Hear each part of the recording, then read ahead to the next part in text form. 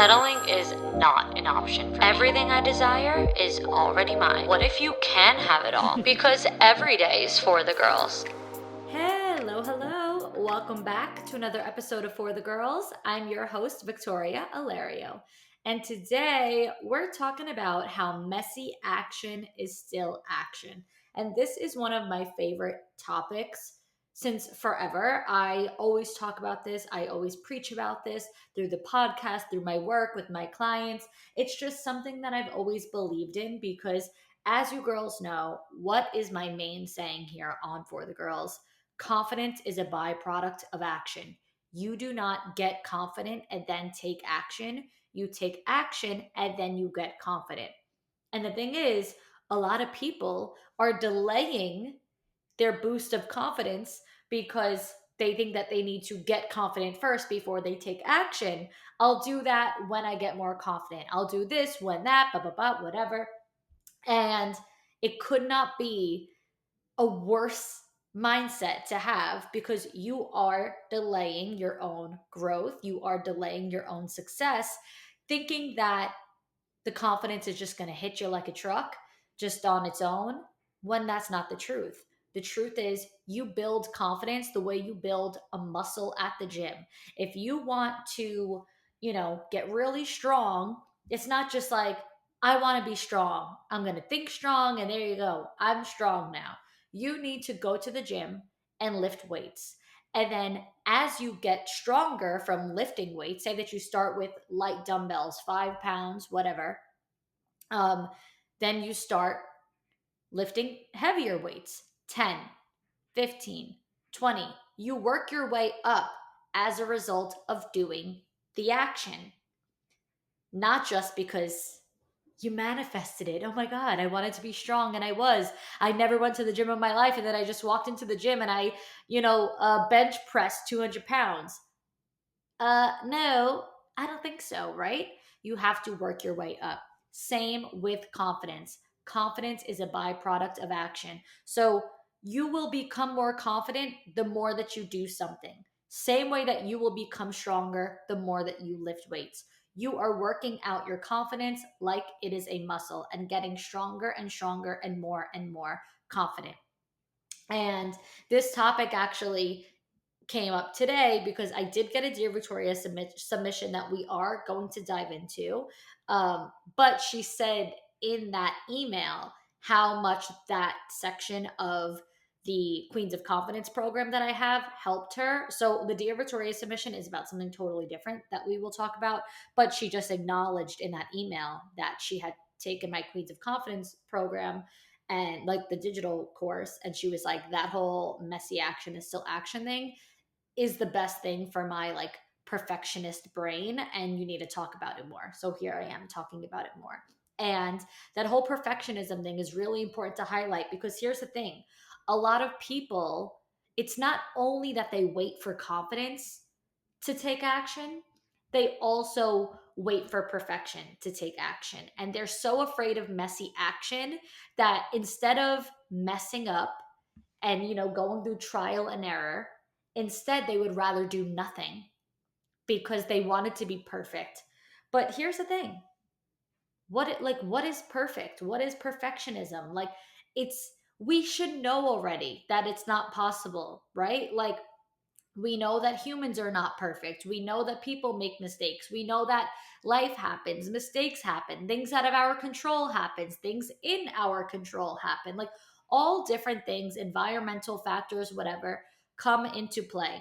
That is just the name of the game, and that is just the story of life. There's a saying that's like, if you don't want to do anything wrong, or if you don't want to be judged, if don't want to be seen as a failure or whatever, then just do nothing, because no one has anything to talk about. No one has anything to judge you on. You have nothing to reflect on and regret if you just do nothing. So if that's the life you want to lead, the legacy that you want to leave behind, if that's what you feel is your impact on the world, is just a bunch of nothingness and you just want to do nothing and be nothing, and that's fine with you, then that's fine with me. Go for it. Because maybe you'll have a lot more peace of mind than most people because you just do nothing all day, but that's not really the life that we want for ourselves, right? Especially not if you listen to this show for the girls, which is about wanting more in life. It's about having higher standards. It's about wanting the best that life has to offer. So you're not going to have those results. You're not going to receive those things by simply doing nothing, contributing nothing, achieving nothing, desiring nothing. Like just a whole bunch of nothingness is going to feel very damn empty. And that's not the goal here. So, with that being said, a lot of nothingness happens simply because of the fear of what others are going to say, messing up, doing the wrong thing, it not coming out completely perfect. But here's my thought process on it. Let's say perfect is your goal, even though I don't even think that it should be. But for argument's sake, let's say that perfectionism is what you're striving for. How would you get there without being willing to fail first? You will only know what works perfectly. You will only know how to do things right if you do things wrong first. There's no such thing as just like imagining what would be the perfect thing and it becoming the reality, because again, that's not life.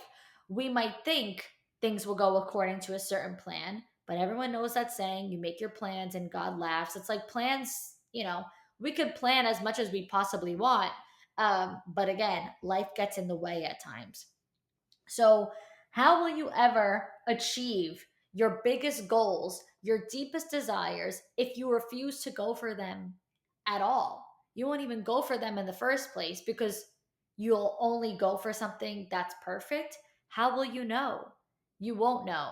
So, messy action is still going to get you closer to that thing because it's doing more than taking no action. And guess what? Everything is a choice, right?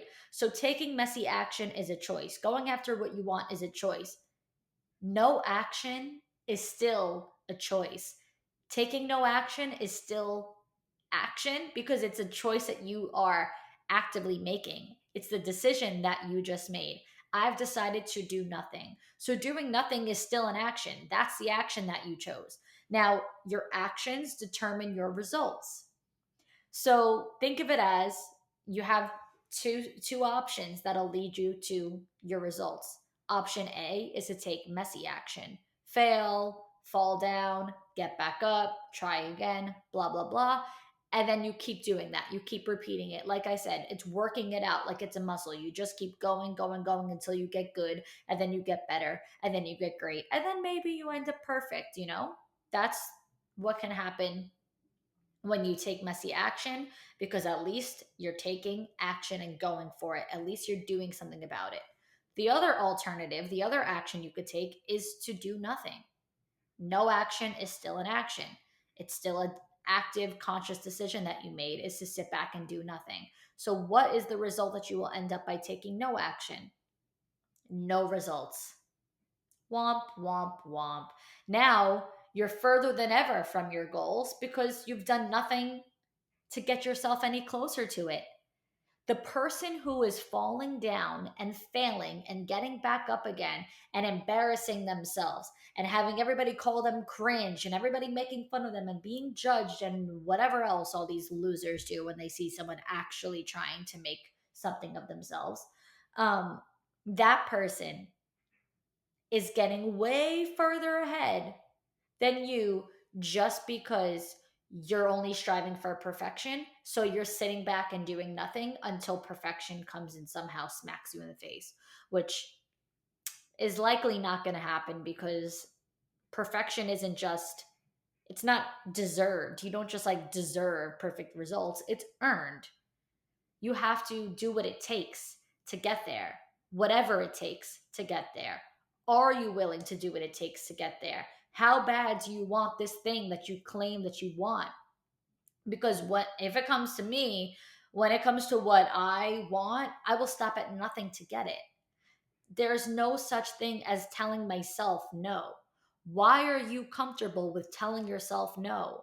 Why are you comfortable with constantly downplaying what you want?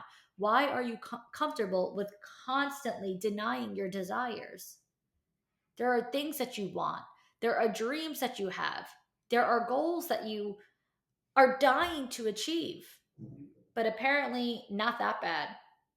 Apparently, they're not that important to you. Apparently, you don't care enough because you're sitting back and doing nothing about it. I have so many people that I talk to all the time that ask questions about being a content creator, making money on social media, and they all want to do this. They all want to start a podcast or a TikTok, and they want this to be their thing. But then if I look at their page, they have no podcast. They didn't start one. They hardly post, maybe a video every now and then, but not on a regular basis to the point where they're going to grow a following.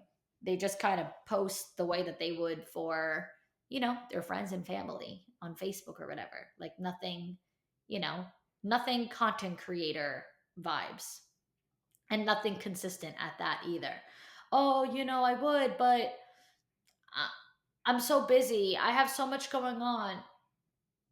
All this stuff, all the excuses in the world tell me is that you don't want what you claim that you are dying for bad enough.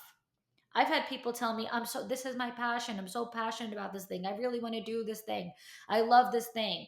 That's my goal in life. That's my deepest desire in life. And my question is always, well, then what do you actually value more in life? The results that you could get from doing that thing? Imagine your dream. Imagine what it is. And imagine what your life would look like as a result of going for that thing. Or do you value the opinions of others, the thought of failure, the fear of embarrassing yourself? Do you value that more than your dream life? Because to me, it's a simple question. What holds more weight? What holds more value in your life? What will bring you more peace? What will bring you more happiness? What will fulfill you? It's a simple question. That to me is the deciding factor when it comes down to me going for something.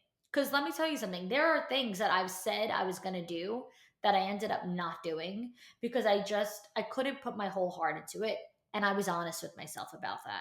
There are some business ventures that I've like thought about starting. Maybe I did start them. Sometimes it's like annoying. Like you announce that you're going to start something, and then after you actually start it, you're like, you know what, this just isn't for me. And you're like, damn, now I just like told people and I shouldn't even have bothered. But like, that's just the name of the game. That's messy action. It's still at least going for something. It's still at least trying. It's still at least putting yourself in a position to discover what you actually do want. Because that's the thing about discovering what you don't want. It leans you more toward what you do want. You know what? I tried this thing and I really don't want it. It's not resonating with me. It's not fulfilling me. It's not fueling me. So like I'm kind of better off without it. At least you found something out. At least you discovered the truth, which is that this thing just simply is not for you and there is something better suited for you. That's a win if you ask me. So even still, even if the result is not like your dream life, even if the result is just discovering this thing actually isn't what you want, you still get something out of it. A lesson learned, an experience, more skills, more knowledge, and all of that is just as important as getting a reward. All of that is just as important as making money. People do not put enough value in life lessons. People do not put enough value in experience. Let me tell you something. I grew up in the era where you did internships for free just for the experience. After all that, like in the more recent years, I have seen lawsuits, complaints, news articles, all about, and it's so funny when I read what it's about. I'm like, oh, I did all that. Like, I could have sued people. I could have made money off of this. Like, what? It's about like I worked 8-hour days for free, unpaid. I had to go from this place to that place. I had to do that. I had to go get their coffee. I had to go to this meeting. And they're just describing unpaid intern work, which is what me and all my friends did when we were just collecting college credit. Like that's just what you did. Like you got college credit out of it. which, as a matter of fact, not only did you not get paid, you paid for, because we paid for our college credits. You know, you had to pay for school, you had to pay to earn credits, you had to pay to graduate and like to, you know, be able to graduate. Um, so if anything, internships cost me money because they didn't cover anything for me. I paid for my college credit. I paid for my own lunch. They didn't cover my lunch. They didn't cover my transportation. I paid for my bus every day to get there. And I'm like, yeah, like I got experience out of it. I learned something out of it. I was able to up my resume, and that helped me get my first job out of college because I had that experience. Like, just all these things that it's like, yeah, like, don't people value life experience? Don't people value just a skill set? Wins and losses and whatever, all that, like, that's just the name of the game, you know? And why I mentioned that and gave that example is because I think people only go after something if there's like a guaranteed reward at the end. If they know for a fact that they're going to make money, or if they know for a fact that they're going to get followers, like some certain reward, they won't do anything unless there's a guarantee. And maybe I'm just from an older generation where it's like, there's no guarantees in life, sweetheart. You got to just build up your credentials. You know, you got to earn your spot at the top. You don't just get it. And it doesn't matter what you look like. You could have the prettiest face. It's not getting you to the top of the totem pole if you got nothing behind it, you know? Nothing is ever handed to us in life, you know? We have to take the action. We have to build up our credentials. We have to get ourselves into the positions that we want to get into. We have to network with the people we want to network with. We have to put in the grit and the blood, sweat, and tears to get, you know, those results and to have something to show for ourselves.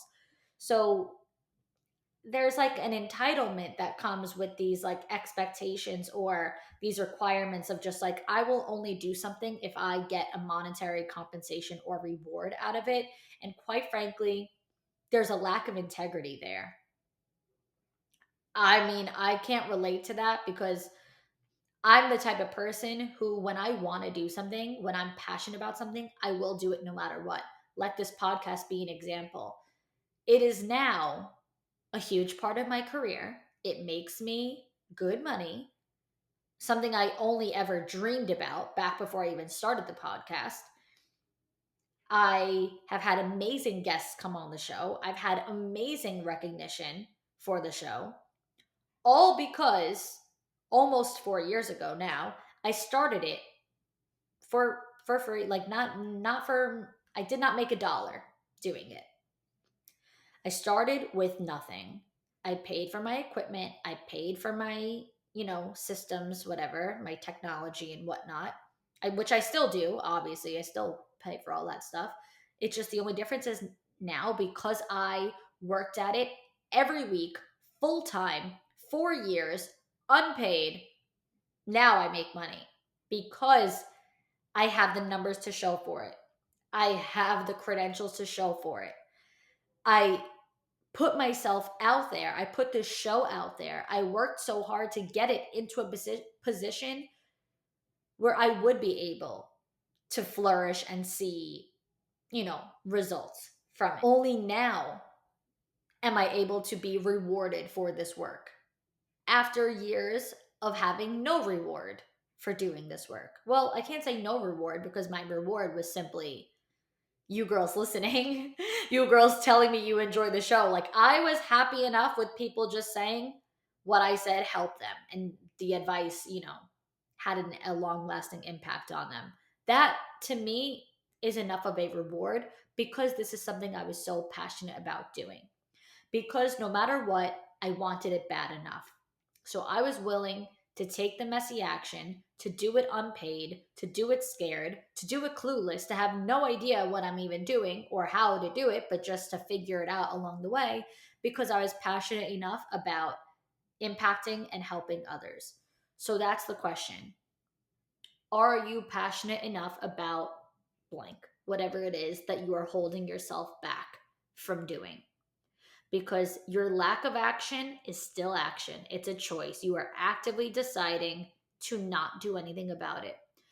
Now, when it comes down to what you actually see for yourself, your future and your life, and what goals you actually want to make happen, you have to be able to answer that question of like, am I really this passionate about it? How bad do I want it? Am I willing to go for it no matter what? Am I willing to fail at it time and time again? These are all different things that you got to get real with yourself about. You don't need to convince me. I have so many girls all the time trying to convince me. I really want to do this thing. I really want to do this thing. Can you help me? Can you help me? Can you help me? And I tell them, because, no one helped me. If you value my work, then you have to value my time and pay for it. So I tell them, yeah, I'm happy to help you. Here are my rates. And then they say no. They don't want to pay. They're not willing to invest. So then, okay, so then you don't really want to do this thing. Because let me tell you something.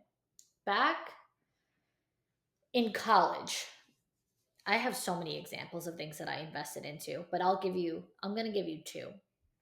Back in college, I had really no money. I was working 3 jobs in college. Whatever, because all my friends in school had their parents just depositing money into their bank accounts. That has quite literally never happened one single time in my life. I never opened a bank account until I had money to put in a bank account. So the only money that came into my bank account was money from my own jobs. So now in college, with the very little amount of money that I had, so I was a PR major and I wanted to work in PR. I worked in fashion PR. I bought this PR course, like a PR program.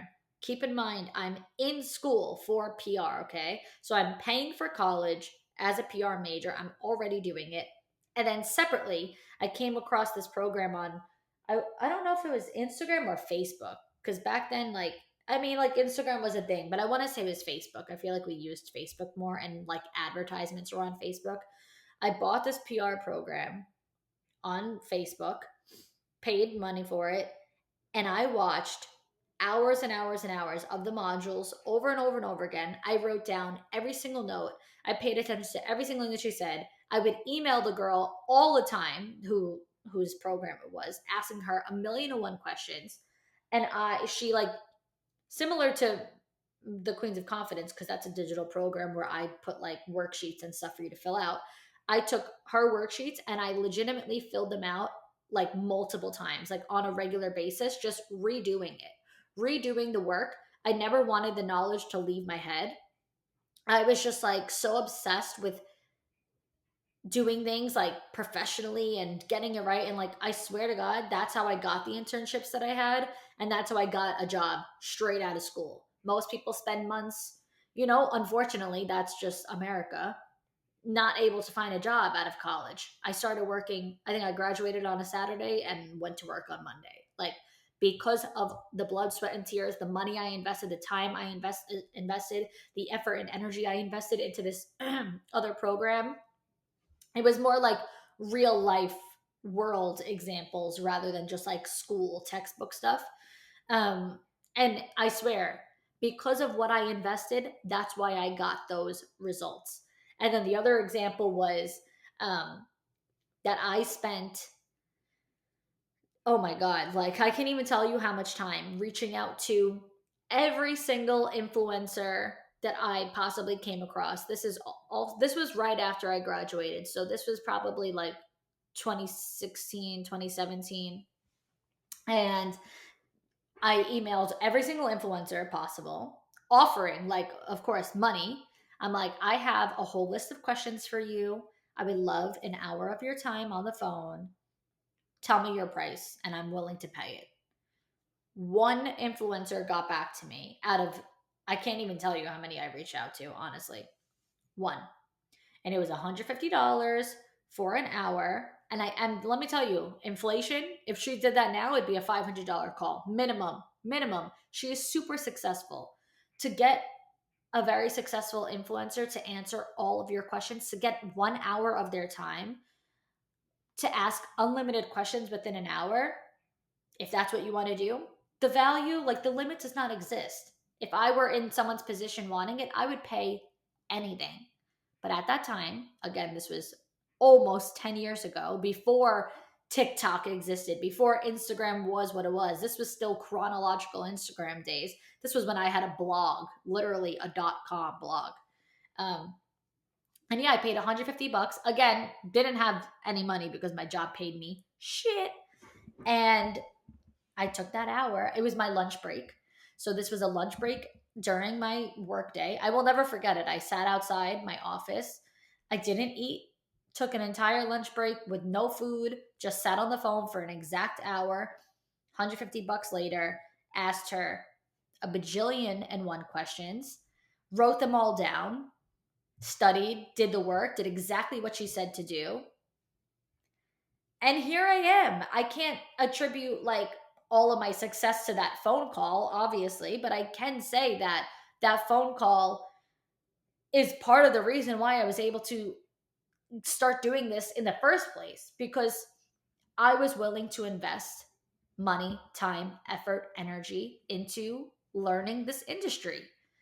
And so, yeah, at that time, I was working full time, took that phone call and every ounce of information I could possibly get from it, and I implemented it and I did the work. And guess what? My pictures from that time are embarrassing. Again, messy action. Embarrassing. Like, if you look back, it's super cringe. Same way nowadays, people are like, if I post videos, it's so cringe, I'm so embarrassed, blah blah blah. Okay, well, I've been able to make a career for myself, fully self-employed online because of that cringy era. So do the cringy thing. Take the messy action. Look what can come of it. I would think that I'm a pretty good example of that.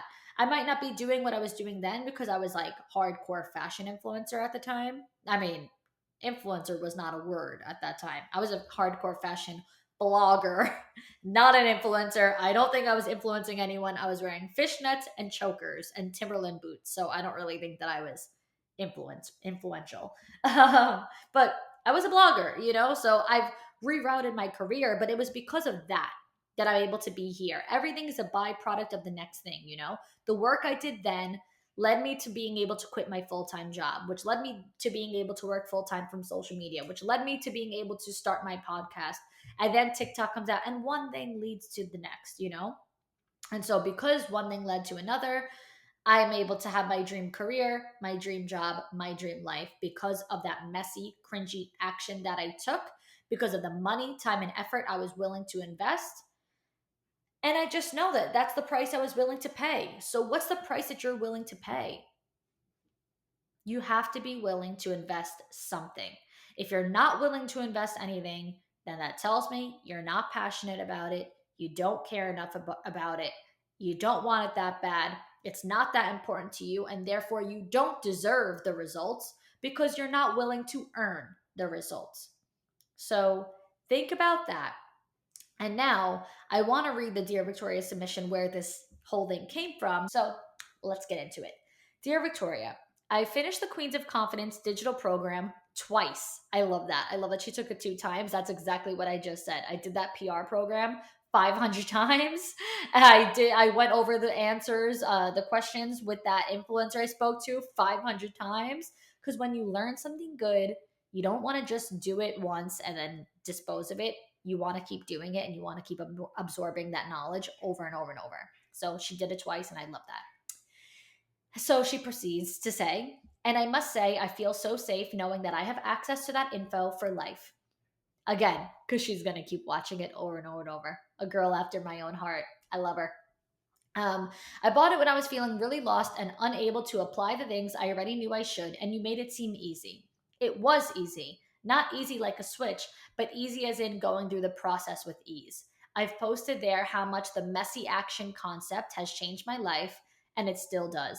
I was an insane perfectionist, terrified of failing, and it was the beginning of my growth from that energy. I have a lot to evolve in that, so I'd vouch for more of this content in the future. Hence why this episode is here. On that note, I confess I still struggle with the whole divine timing concept when it comes to love. I'm pretty confident in upholding my standards, celibacy, and being happy on my own in general. The problem is that every time I meet someone that excites me and he ends up not being what I want, I can't help feeling devastated. I'm a romantic, and since I've been doing the work for so long, I feel like I deserve my love story. I firmly believe I'll find what I'm looking for, or he's finding me. So it's not a lack of faith, it's a lack of patience. And honestly, I'm just so tired of it never being my turn, especially after filling up my life with fun, loving friends, hobbies, and goals. So I'm not desperate, I'm just ready. I like to ask you if you could share how you'd go through those times where you'd feel this way. If you ever did, I would appreciate it. So I love this. I resonate with this. I understand this girl. She understands me. We are cut from the same cloth in every direction, from the messy action and the looking things over, rewatching the programs, to the struggling while being single, like in every possible way. She is me and I am her. So we love that. But let me just say first that no one can relate to this concept of struggling in love, basically, and being ready and waiting impatiently more than me. I was single forever. As you girls know, I was single since high school up until meeting my now fiance 1 week before turning 28. And here's what I will say: most of the time, the girls that like send in these emails about like, I'm ready and waiting and I'm so upset or whatever, like they're usually super young. So I always like to say, like, if your story goes anything like mine, you have years of singleness still ahead of you. Because of course I was lonely and single at 25 also, but I still went 4 or 5 more years continuing to be single. So no matter how ready you are right now, you can't get so obsessed with the fact that you are ready now, so it should happen right now. You know what I mean? Because I was ready, but it happened still years after. And if you get so hung up on like, I'm ready now, so it should happen now, and if your story goes like mine and you continue to be single for years and years and years, you're going to be miserable. You're going to be so depressed. So we need to remove that expectation and obsession with it happening as soon as we're ready. You can be ready and still have to wait, you know? So, like, let's all take a breather because I'm 30. I don't have kids yet and I'm not married yet. I am getting married this year, which is fabulous, but I always thought I'd be married by 24 or 25, you know? So I'm 5 years behind schedule. I thought I'd have kids by now. So take a breather because it'll all be okay. All right. So I totally validate your feelings. I totally know where you're coming from because I've been there and I've done that. With that said, you will one day be so grateful that it did not work out with the guys that you're seeing right now.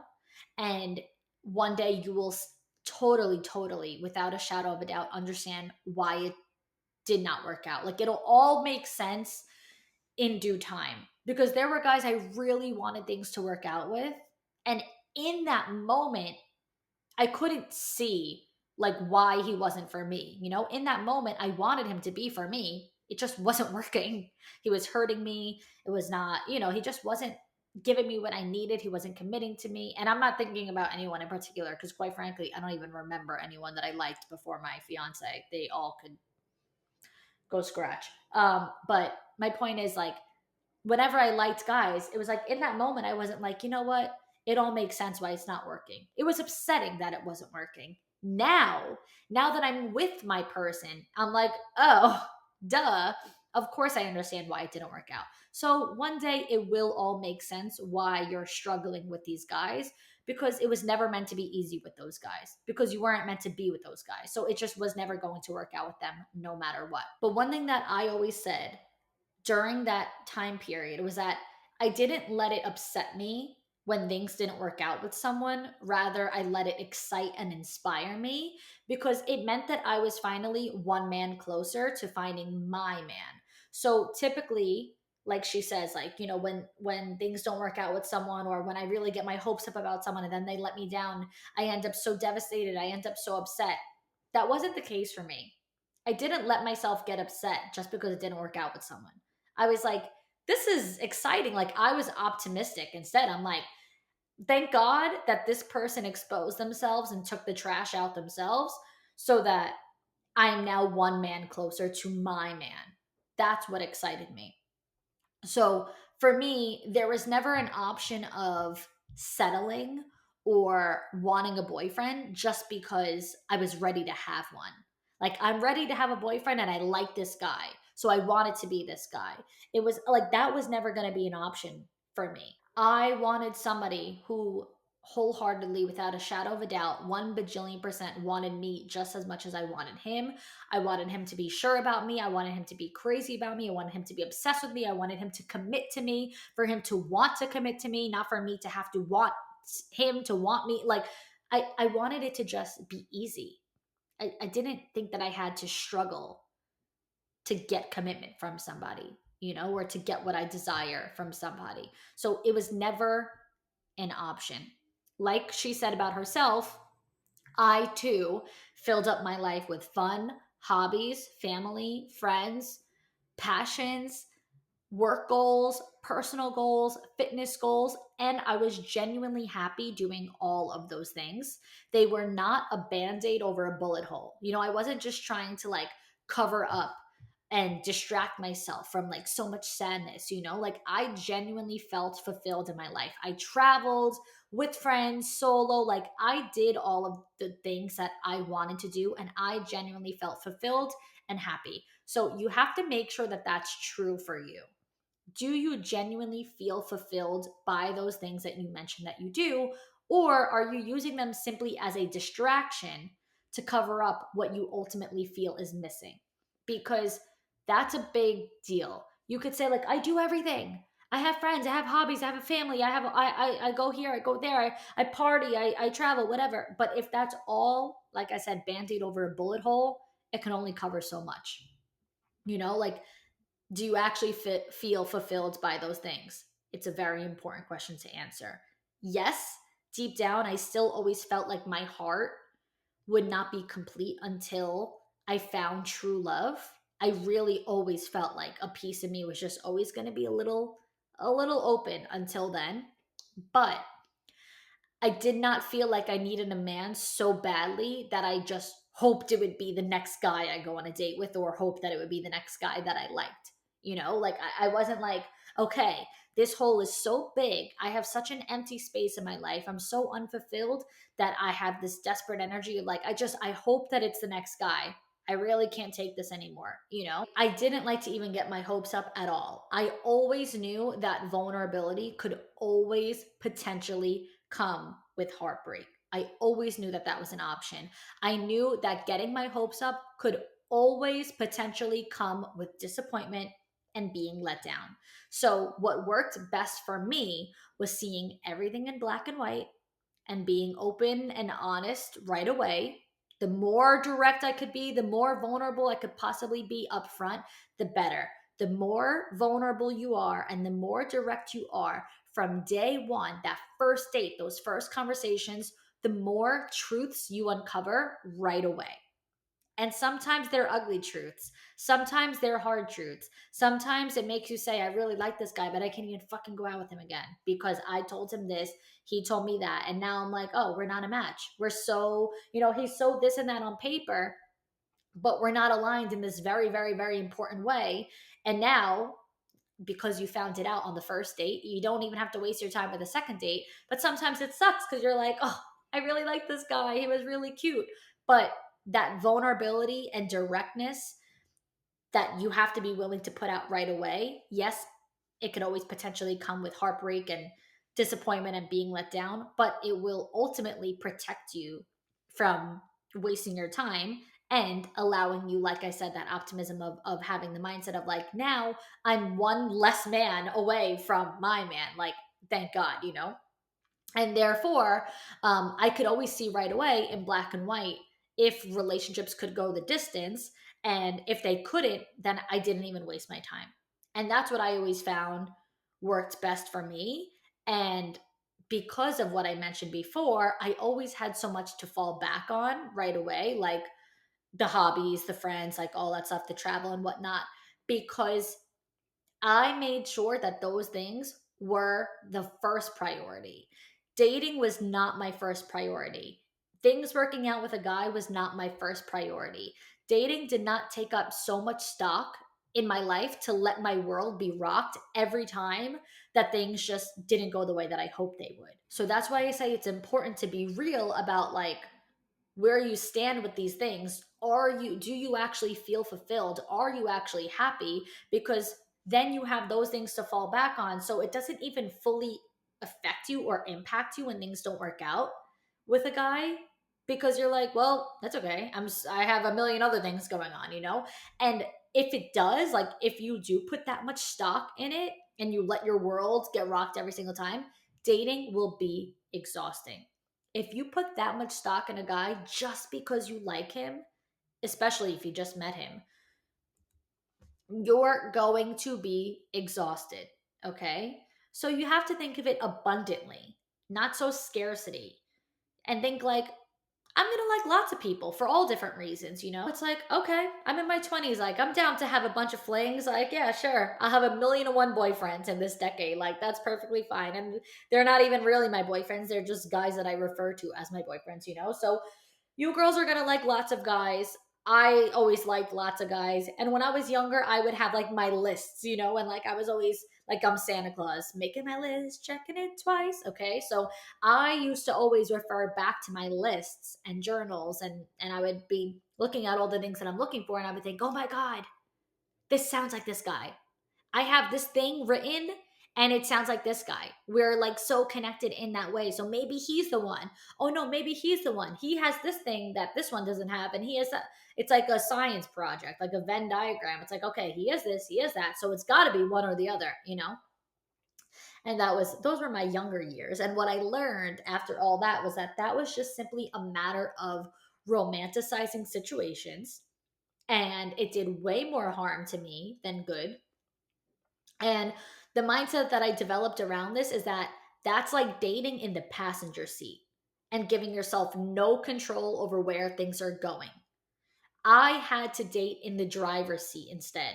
I had to take control and agency over my dating experiences. The more that I was like cross referencing and being like, I hope that it's this one or that one, like the more that we look at our list and like really try to romanticize a guy and hope and pray that it's that guy, we give that all up. We have no agency over it. We have no control over it. It's like, I just hope one of them pick me, you know? So I could not allow myself to do that. I could not allow myself to be devastated every single time that things, you know, didn't work out with someone. I simply could not allow myself to be heartbroken every single time that I let myself get my hopes up with no real evidence or no substance to back that mindset. Like, where was the proof? Where was the evidence that I should be getting my hopes up by this person? Like, there was no reason to do so. So I had to stop getting my hopes up and letting myself, like, creating my own heartbreak before it even happened, basically.